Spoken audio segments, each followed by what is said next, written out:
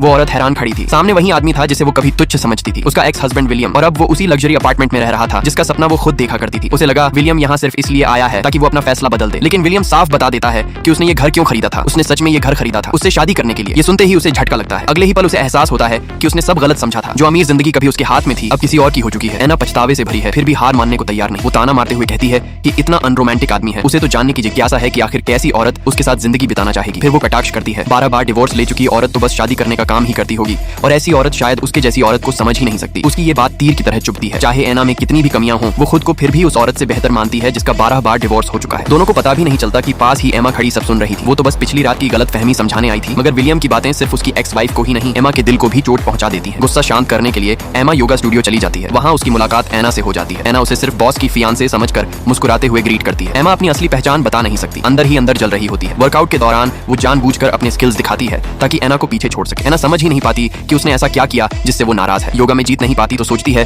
किसी और तरीके से बदला लेगी। स्टूडियो के बाहर संगयोन उसे कार में बैठने को कहता है, मगर एमा मना कर देती है। वो सिर्फ टेक केयर सुनकर रह जाती है। उसे बस एक ही बात का अफसोस होता है, काश उसने अपनी कार रूममेट को उधार न दी होती तो वो इस छोटी सी बात में उससे हारती ही क्यों। तभी अगले पल विलियम का मैसेज आता है जो उसे सारी परेशानी की जड़ याद दिला देता है। आज उनका डेट था, वो टाइम पर नहीं पहुंची और विलियम गुस्से में है, लेकिन एमा की एक कैजुअल सी बात उसे बिल्कुल चुप कर देती है। उस आदमी को देखकर जो ईंट की तरह सीधा साधा दिमाग रखता है, एमा बेबस महसूस करती है। उसे पता है अगर उसने साफ साफ नहीं बताया तो उसे कभी समझ ही नहीं आएगा कि उसने गलती क्या की। वो तंज में कहती है कि हाँ, उसने 12 बार शादी की और 12 बार डिवोर्स लिया, अगर उसे बहाना बनाना है तो बना ले। उसे लगा था कम से कम एक अपॉलॉजी तो मिलेगी, पर विलियम के इरादे बिल्कुल अलग निकलते हैं। उसे तो सच में लगता है कि ये सब फेयर है। ये सुनकर एमा का गुस्सा फटने वाला हो जाता है। तभी उसे पता चलता है पिछली रात जब वो नशे में उल्टी सीधी बातें कर रही थी और जॉन ने उसे किस किया था, विलियम ने वो सब देख लिया था। यहाँ तक कि उस हाउस वार्मिंग नाइट पर भी जब उसने नशे में उसे किस करके अपना दिल खोल दिया था, विलियम ने सबको सिर्फ ड्रंकन एक्ट समझकर नजरअंदाज कर दिया था। अब गलतफहमी इतनी बड़ी हो चुकी है कि बात बढ़ती ही जाती है। जितना वो बात करते हैं उतना ही दोनों का गुस्सा बढ़ता है। एमा को लगता है उसने अपने जज्बात गलत इंसान पर खर्च कर दिए और विलियम को महसूस होता है कि उसके साथ फिर से धोखा हुआ है।